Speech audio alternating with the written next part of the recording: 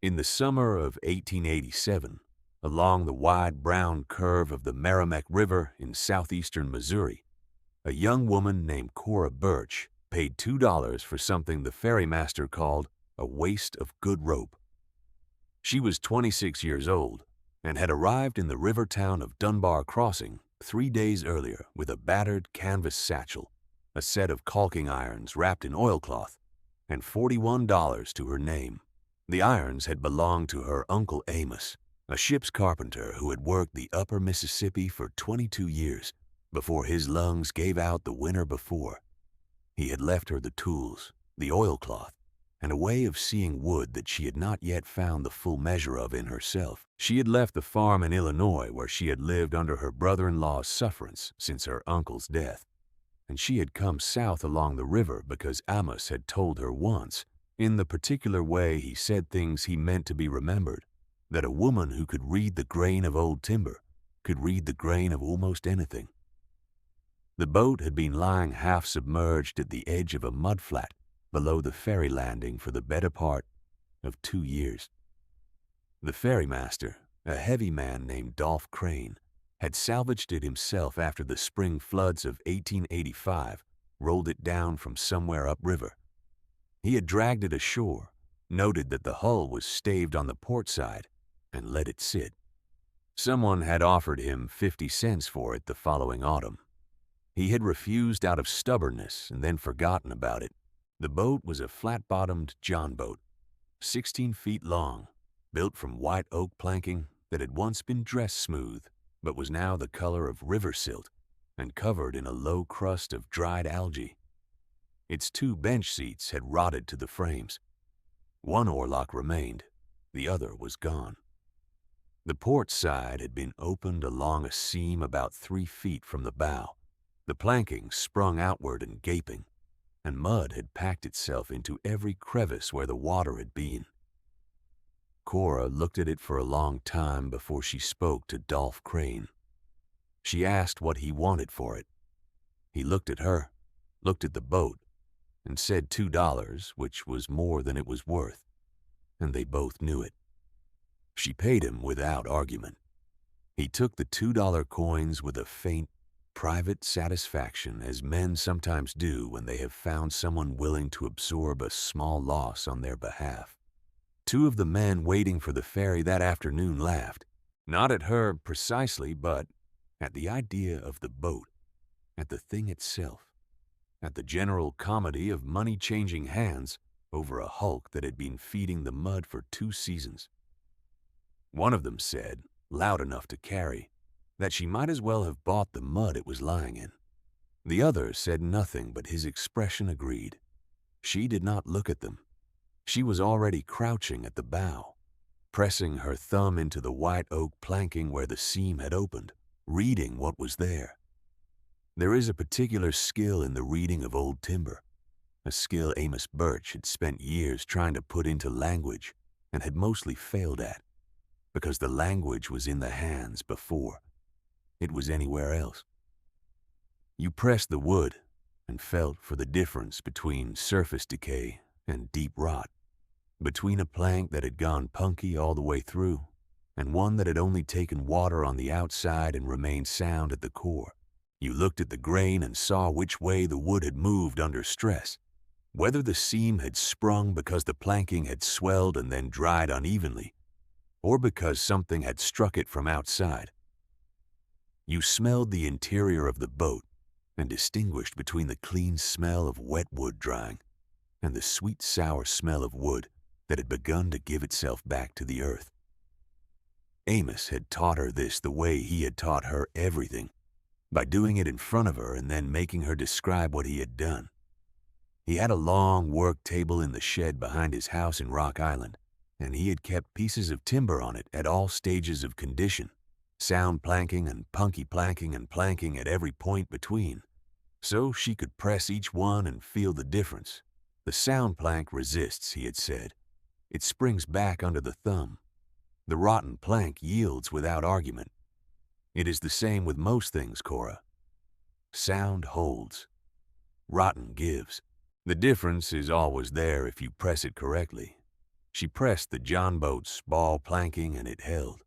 She smelled the interior of the boat, leaning in close to the mud-packed seam, and she smelled wet oak drying, which was clean and faintly tannic, and underneath it the chemical sharpness of old pitch, and nothing else.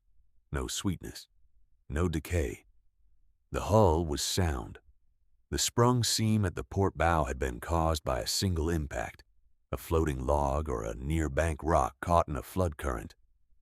She could read the failure pattern in the way the planking had sprung.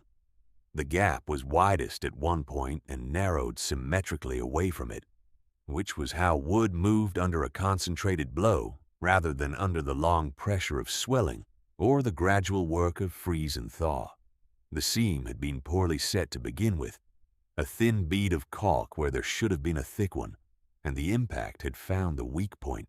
The rest of the joints showed the dried and pulled pitch of normal weatherware, nothing more. She borrowed a pry bar from the ferry landing and levered the John boat up onto a dry section of bank. It took her most of an hour working alone, the mud gripping the hull with the specific reluctance of 2 years' suction, and she was mud to the elbows by the time it was done. She worked on the boat for 3 days. She bought cotton batting and pitch from the chandler's shop on the main street of Dunbar Crossing, a town of perhaps 200 souls strung along a single commercial block above the flood line, with a church at one end and a mill at the other, and between them the ferry landing and the boarding house and a handful of businesses that served the river trade. She borrowed a caulking mallet from the same shop, explaining to the man behind the counter, a thin-faced man named Obie Watts, that she had her own irons. He lent her the mallet without particular comment. He was not a man who wasted expression on things that did not immediately concern him, but he watched her go out the door with the mallet and the cotton and the pitch, and he watched a moment longer than was necessary. The first day she cleaned the hull. She scraped every surface down to bare wood with the broad iron, cutting away the dried algae and the old pitch and the surface layer of damaged fiber, working across the grain as Amos had taught her, so that the iron cut rather than tore. The white oak beneath was pale gold, where it had been sealed from the air, and a richer amber where it had weathered. She moved methodically down the port side, and then the starboard side, and then the bottom of the hull, and the stripped planking lay clean and pale in the afternoon light, smooth under her palm where the iron had cut it. She found no soft spots. She found one plank near the stern where the wood had checked along a radial crack, a hairline that had not yet opened, but would open within a season if nothing was done, and she noted it in her memorandum book and planned for it. She found something else on the first day. Packed into the narrow gap of the open seam at the port bow, behind the dried mud and the dried algae and the last of the original caulk, there was a folded slip of paper. It had been there long enough that the mud had formed around it, holding it in a partial cast the shape of a tightly folded square. She did not tell anyone about it. She did not look at it closely on the mudflat. She eased it out with the tip of her smallest iron, the seam iron with its narrow blade, working with the kind of patience she had learned on small work that would not tolerate force, and she pressed it flat in the pages of her memorandum book and went back to cleaning the hull. The second day she addressed the sprung seam. She began early, before the river mist had lifted from the water, because the morning air was cooler and she could keep the iron cleaner. She drove the existing caulk from the joint with the driving iron, working it in from both edges of the seam, rather than forcing straight through, because a seam forced opens unevenly and will never bed cotton correctly. The old caulk came out in long, fibrous strips, discolored brown from the river water and from 2 seasons of sun. She laid each strip aside in the mud, and when the seam was fully clear, she ran her smallest iron along the inside of the joint to feel for any soft spots in the wood itself, any place where the water had entered the fiber and begun to work. She found none. She packed the seam in 2 passes. First, a tight layer of cotton twisted into the joint with the making iron. The cotton fed in from the spool with her left hand, while the right hand drove the iron, a coordination that looked simple, and was not. That Amos had made her practice on scrap planking for 2 weeks before he let her touch a seam on an actual hull. Then a second layer driven hard with the mallet until it was seated to her satisfaction, which took longer than the first pass because the cotton compressed unevenly and had to be persuaded into the joint with patient, incremental blows rather than with force. She worked with the slow rhythm that good caulking demands, mallet strike and iron advance, a 3-inch progression at a time, the cotton bedding into the wood with each blow. The sound of the mallet on the iron carried down the mudflat and across the water, a rhythmic, unhurried knock that had the quality of something being set right.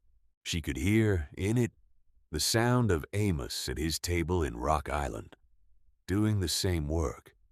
He had always said the caulking mallet was the slowest useful tool he knew, because there was no way to hurry it without ruining the result.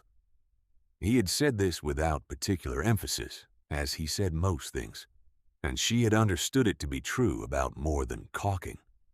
She let the sound run on without trying to hold it. A few townspeople came to look on the second afternoon. The ferry landing was close enough that anyone waiting for the crossing could see the mudflat and the woman working on the hull. A pair of boys sat on the bank above and watched until Cora set down the mallet and looked up at them with level attention, not unkindly, and they drifted away. Dolph Crane appeared once at the edge of the ferry landing and stood with his hands in his pockets watching. He stood for longer than the boys had, and when Cora looked up at him, he looked back steadily rather than looking away, which she took as a mark in his favor. And then he went inside. The men who had laughed on the first afternoon were not present. The mudflat in the early evening had the quality of a place that had decided to go about its business. The third day she poured hot pitch into the seams, working from a small iron pot she had borrowed from Mrs. Hale, who kept the boarding house. She pitched the sprung seam and every other seam along the hull. Working in the morning before the heat of the day made the pitch flow faster than she could manage it. She sealed the check plank near the stern with a strip of copper sheathing she had found in the back of the chandler's shop, 4 inches wide in the length of her forearm, tacked down with copper nails at a 1/2-inch spacing, and bedded in pitch. The copper would outlast the plank it was protecting and outlast the boat, but that was the nature of good materials used correctly. When she had finished, she let the boat sit through the midday heat and returned her borrowed tools and settled her account with Obie Watts at the chandler's shop. He looked at the figures in his ledger and then at her, and said she knew what she was doing with a boat. She told him she had learned from someone who did. It was a brief exchange. She didn't know then how much it would matter later that Obie Watts had said what he said, and that she had answered as she had. She launched the John boat in the late afternoon of the third day. She walked it into the shallows and watched the water rise around the hull and find the seams. The patched seam held. The pitched joints held. The boat floated low and dry-bottomed, as a well-caulked hull should float. She stepped in with her oars and pushed off into the current and rowed upstream for an hour, learning the boat. It carried a slight weather helm from the repaired seam until the planking had swelled fully, and then it straightened. The Merrimack was broad and brown in the summer low water, the limestone bluffs on the Missouri side pale above the dark band of flood debris. She rowed until the light began to fail, and then let the current carry her back downstream. That evening, by the light of the lamp in her room at the boarding house, she unfolded the paper from the pages of her memorandum book. It was a receipt, or rather the lower half of a receipt, the top portion having been torn away. The paper was water-damaged but not destroyed. The ink faded from black to the color of weak tea, but still legible where the paper had been protected inside the seam. What remained was a column of figures in a careful hand, 3 entries each with a number, a measurement in acres and an initialism. The measurements were in acres. The sums were in dollars. The initialism repeated in all three entries was the same two letters, PM. Below the column, in a different hand, larger and less careful, were four words, not entered, not recorded. Cora sat with the paper for a long time without forming a conclusion. What she had was a fragment. Stripped of its header and its date and the names of any parties, it told her only that someone had once kept a private record of 3 transactions involving land, in a manner that had been deliberately kept outside the official record. That was all she knew with certainty. She had no date, no names, no county, no context.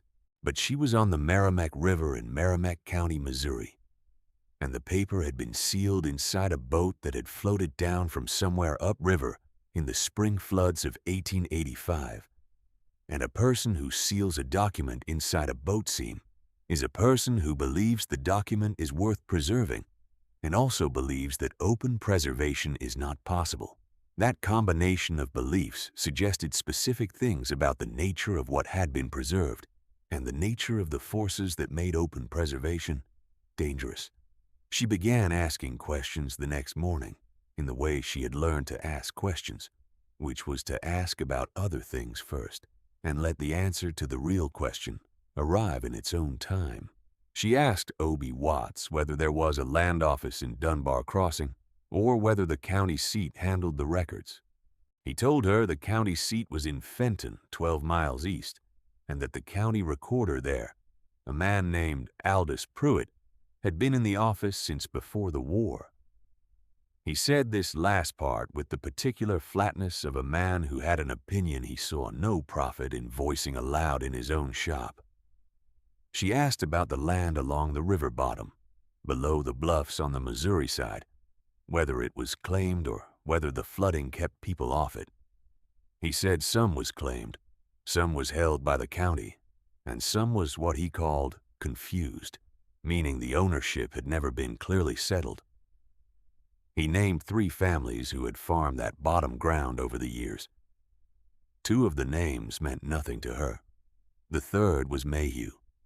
She asked without particular emphasis who the Mayhews were. He set down the stock he was counting and looked at her with the first real attention he had given her. He said the Mayhews had owned most of the bottom ground on the Missouri side of the river before the war, roughly 400 acres of it, prime bottom land that flooded in the spring and was dark and rich and yielded corn like nothing else in the county. He said that, after the war or during it, depending on who you asked and how generous you were willing to be about dates, the Mayhew land had been assessed for back taxes at a rate that no family in the state could have met, and sold at tax sale to a man from St. Louis named Carver Plum. He said the Mayhew family had disputed the assessment for years and gotten nowhere, and that what remained of them now, one old woman and her grandson, lived in a rented house at the north end of town and had nothing. He said it in the flat tone of a man reciting history that had long since stopped being remarkable to anyone, which was itself a kind of information. Cora thanked him and traveled east to Fenton. She went by the John boat, rowing the 12 miles upriver with her oilcloth satchel in the bow and the current against her. The river curved back on itself twice, and at a gravel bar on the second curve, she had to step out and walk the boat through the shallows, the water cold around her ankles even in August. She arrived at the Fenton landing in the late afternoon and tied up below the courthouse. Aldous Pruitt was a small, dry man in his middle 60s, with the precise self-possession of someone who had been important in a small place for a long time and had made his peace with both the importance and the smallness. He looked at Cora with the reflexive condescension of a county official who had not yet learned to assign weight to a woman who arrived at his office in muddy boots and asked to see the tax assessment rolls from 1861 through 1864. She asked quietly, and she asked precisely. and when he told her the records from that period were incomplete on account of the disruptions of the war, she asked to see what was complete. He brought her a wooden box of loose folios and went back to his desk. She worked through the folios for 2 hours. The records were not incomplete. They were selectively absent. Every assessment roll she found for the Merrimack Bottom ground between 1861 and 1863 had been removed, the pages cut cleanly from their bindings with a sharp instrument, leaving only the narrow margins at the binding edge. What remained was the roll from 1864, the year of the tax sale itself, showing the Mayhew land assessed at a value 3 times the rate of comparable bottom ground in the same county. The figure was so far outside the range of anything else on the page that it would have been immediately apparent to anyone who had looked, which was to say that no one who could act on it had looked, or that those who had were the ones who had set the rate. She copied the figures from the 1864 roll into her memorandum book with the mechanical precision of someone who understood that the value of a fact lay entirely in the accuracy of its recording. She asked Pruitt, on her way out, where she might find the originals of the assessment rolls from 1861 and 1862. He told her those records had been lost in a courthouse fire. She thanked him. There had been no courthouse fire. She had passed the courthouse on her way in, a building of sound limestone construction with no evidence of fire damage, and a cornerstone dated 1842. A fire that could destroy paper records stored inside would have left visible evidence on the limestone, scorch marks at the windows at the very least, a change in the color of the stone above the openings. There was none. She rowed back to Dunbar Crossing in the gathering dark, using the pale light off the water to hold the channel, thinking about what she had and what she still did not have. She had a fraudulent assessment, documented in the county's own hand and still sitting in the official files, because whoever had removed the prior year's records had either not thought to remove the sale year or had needed the sale year to remain to give the tax transfer its legal form. She had cut folios where the prior year's records should have been, the evidence of removal more damning than the missing records themselves, because cut pages spoke to intent where lost pages might have spoken only to time. She had a recorder who had told her a lie she could disprove by looking at a limestone building. She had a receipt fragment with the initialism PM and the words not entered, not recorded, written by a second hand over figures recorded in the first.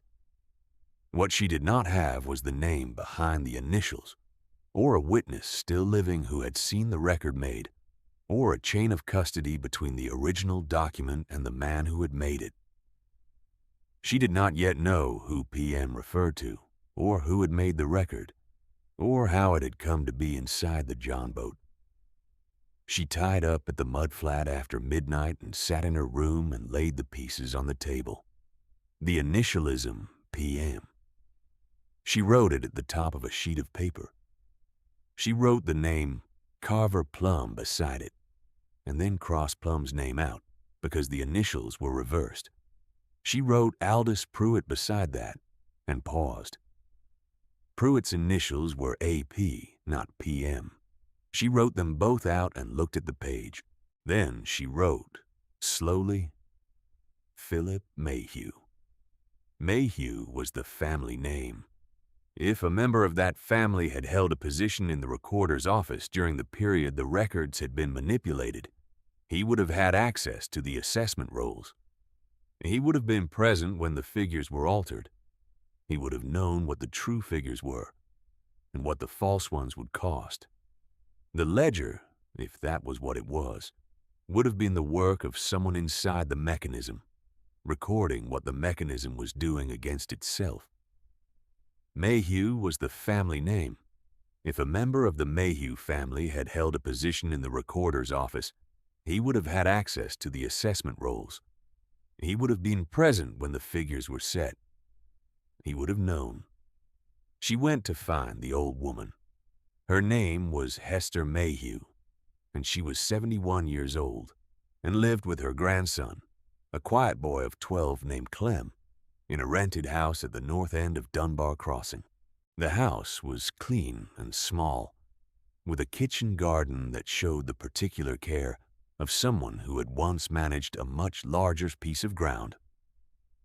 She received Cora without warmth, but also without hostility, in the manner of a woman who had lived long enough to conserve her regard for things that had earned it.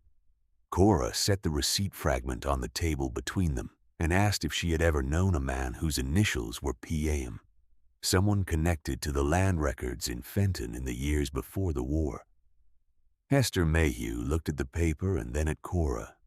She said that Philip Mayhew had been her husband's elder brother, who had served as the deputy county recorder in Fenton from 1858 until he died of a fever in the spring of 1863.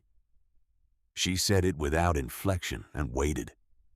Cora asked whether Philip Mayhew had kept records outside the official county rolls, private copies of assessments or transaction records during the period before his death. The old woman looked at her for a long time. The kitchen was quiet. Outside, the sound of the river was faint through the walls.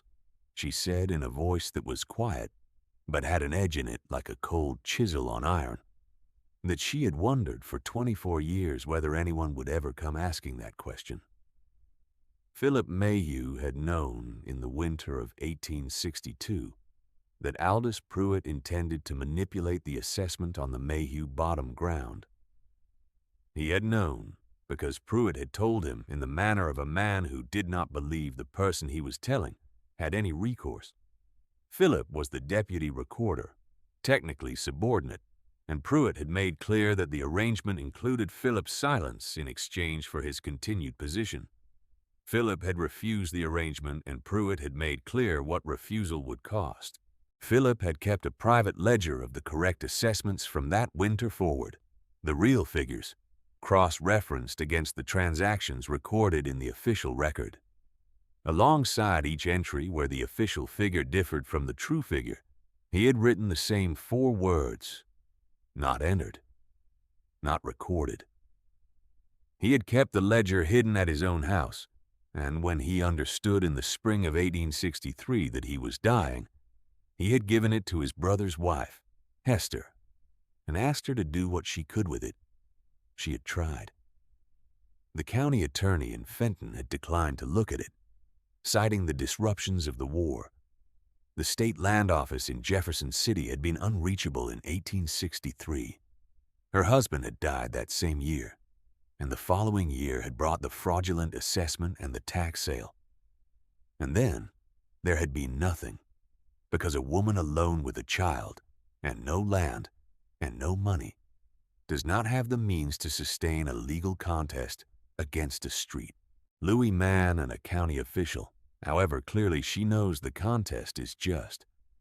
She had eventually sealed the ledger inside the hull of the family's John boat, which was stored in the barn, using the cotton caulk and pitch her husband had kept there.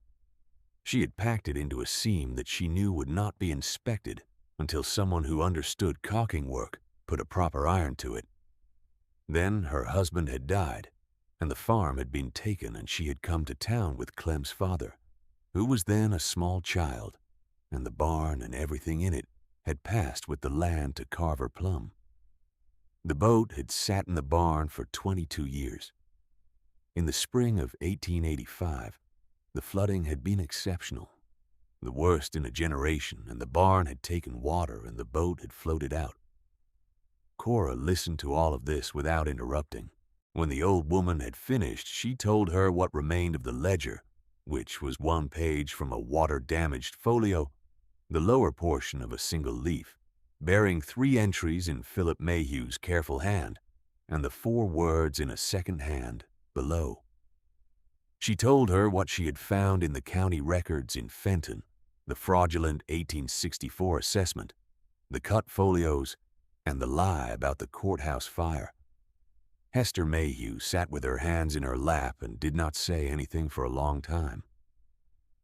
Then she said she would like Clem to have the land back. Cora told her she would do what she could. The work that followed was not dramatic and was not quick. It was the work of correspondence and documentation, of placing evidence correctly before the people who had the authority and the obligation to act on it, and of being patient when the mechanism moved slowly, which it always did. Cora spent 2 more weeks in Dunbar Crossing. She wrote to the Missouri State Land Office in Jefferson City and enclosed a copy of the receipt fragment and the figures she had copied from the 1864 assessment roll, noting the differential between the Mayhew assessment and every comparable parcel in the same roll. She wrote to the State Attorney General's office and described what she had found in the Fenton recorder's files, naming the cut folios and the absence of any courthouse fire, and the name of Aldous Pruitt. She wrote a careful, specific letter to the presiding judge of the Merrimack County Circuit, naming dates and figures and parties, making no accusations beyond what the documentary record directly supported.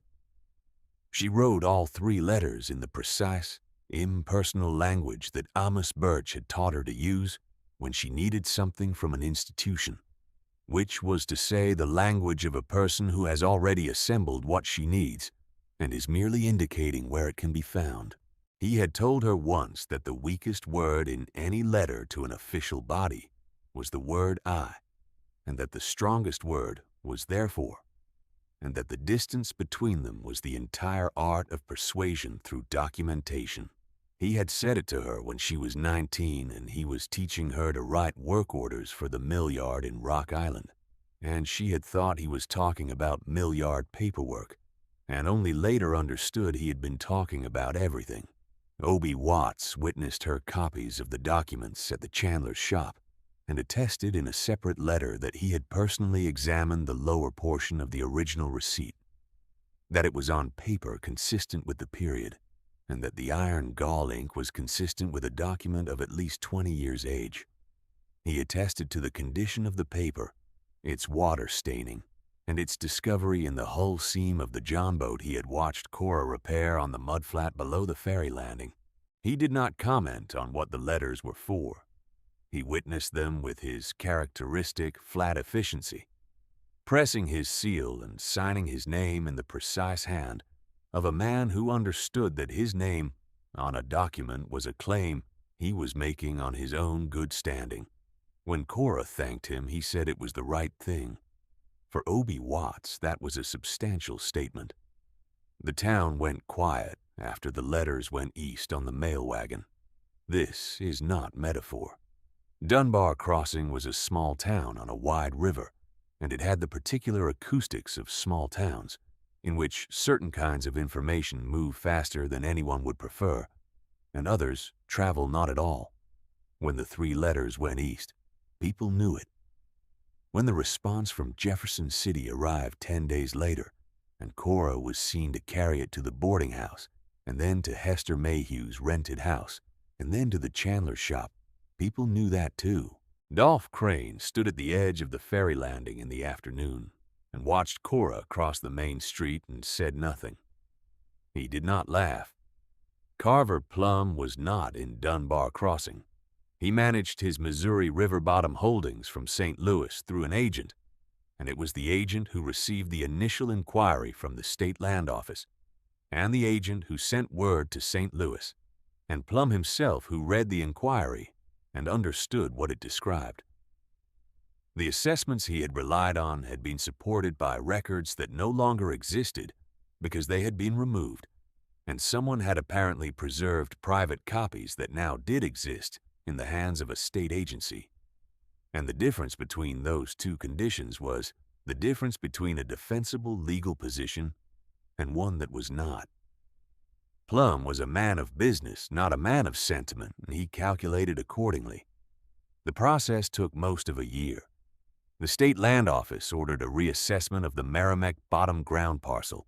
The reassessment confirmed what Philip Mayhew's private record had documented and what the 1864 roll made plain when read against comparable parcels.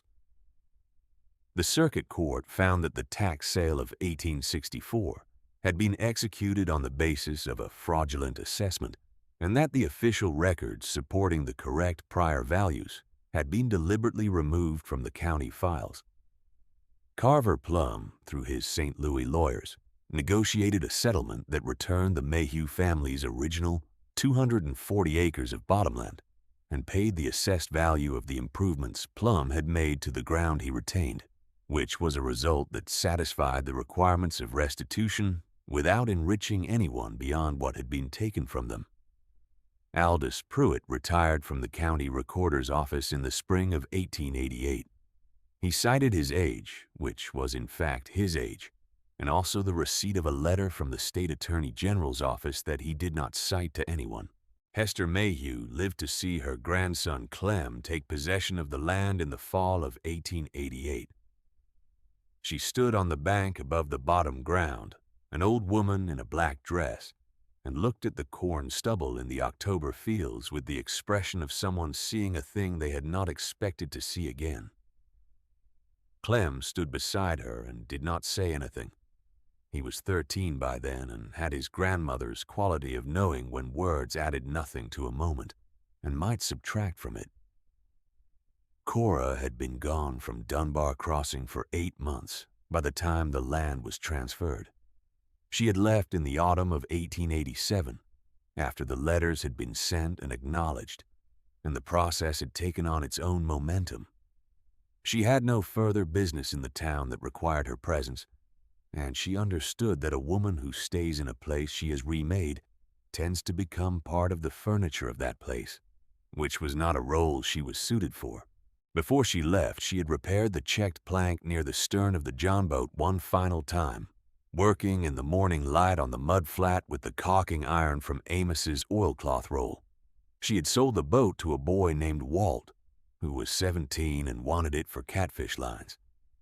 She sold it to him for $4, which was a profit she had not sought but which was accurate to the boat's condition, which was considerably better than when she had bought it. Walt watched her finish the repair work from the bank above the mudflat. He asked if she had learned how to do it from her father. She told him she had learned from her uncle, who had learned it from a man on the upper Mississippi, who had learned it from someone else, and that it was the kind of knowledge that moved from hand to hand rather than from books, and that this was why it survived long after the books about it had gone to water and mold. Walt nodded slowly, as someone does when they have received information that is not what they expected, and that turns out to be more interesting. She picked up the oilcloth-wrapped irons and her canvas satchel and walked up from the mudflat to the road that ran east from Dunbar Crossing toward the county seat. She did not look back at the river, or at the town, or at the John boat resting on the mudflat in the morning light, floating sound and tight-bottomed in the shallows, the copper sheathing at the checked stern plank catching a glint of the early sun. She walked east until the road turned north, and then she went north, because there was another river up that way, and she had not seen it yet. The knowledge traveled with her. The irons were in the oilcloth in the satchel on her back, and she carried it the way she carried everything Amos had given her, not as a weight to be borne, but as a direction to follow, a habit of attention pressed into her hands so early and so carefully that it had become indistinguishable from her own way of moving through the world. Sound holds, rotten gives. The difference is always there if you press it correctly. She had pressed the John boat correctly. She had pressed the record correctly.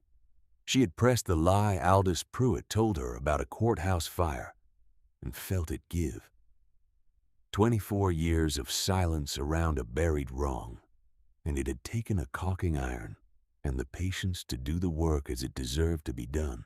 If you have ever held something a dead person pressed into your hands and felt, for the first time, the full measure of what they were trusting you to carry, leave a word in the stillness below, and this chronicle will keep it. There are more stories waiting on this river and others like it. Stay close. This story is a dramatic fiction drawn from the social and institutional conditions of the American frontier in the 1880s.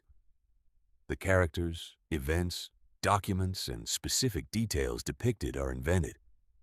Historical elements of rivercraft construction, Merrimack Valley geography, and frontier land assessment practices reflect the general record of the period.